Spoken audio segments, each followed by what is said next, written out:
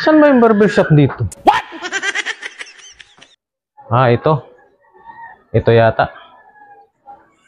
Kayo bang barbero dito? Ako nga, bakit? Papagupit kayo? Hmm?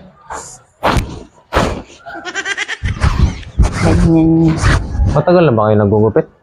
Oo, matagal na. Bro.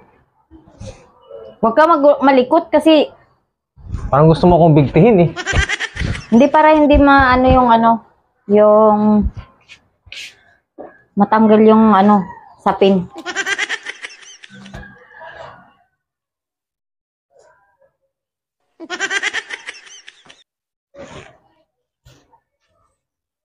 Kailangan ba talaga yan? Oo, kasama to sa di ba faded yung gusto mong gupit? Oo. Oo, kasama to sa Ngayon lang ako nagpagupit na may ganyan eh. kasi ngayon ka lang pumunta dito sa barbershop ko, kaya ngayon mo lang naranasan yung ganyang O tama na yan, parang gusto mo nang ubusin yan sa ulo ko. Hindi para mahigpit. Yan. Ito naman, pulbo lang to. Ano ba yan? Ha? Oo. Ayaw, di ba? Ba't parang walang amoy? Hindi, pang yan, para hindi ka maanohan ng Ginawa mo akong kalamaris.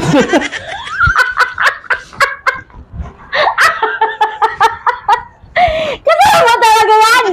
Kasama yan sa yan, mahirap sa'yo ngayon ka lang kasi pumunta dito sa barbershop ko, kaya... Kasama ba talaga yan? Oo, kasama yan! Walang buhok dito, nandito yung buhok, ba't nandito yung... Para yung yung buhok hindi mapunta sa mukha mo. Balak mo yata akong preto. Kasama yan sa style lang faded. Gusto mo faded, tapos ngayon reklamo ka ng reklamo.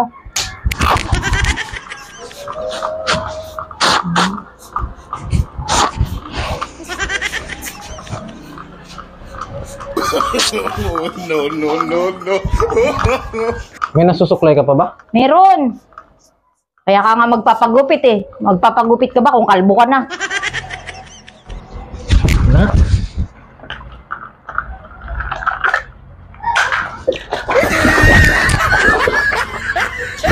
Oh yan, tapos na. Maggupit ka na. Ano yung pa-spray ng spray? Maggupit ka na kaya? Oo. Okay na. Oh, ano na naman yan? Baygon yan.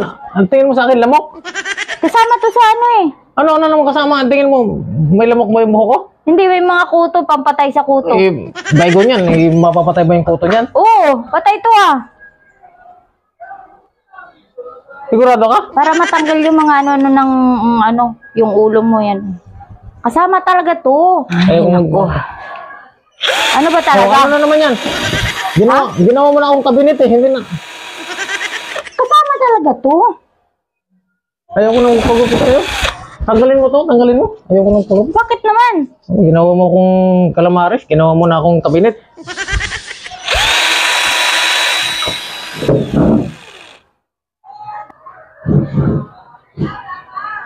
Hindi lang kalamaris ginawa mo sa mukha ko. Gusto mo yata, maging espasol pa yung mukha ko.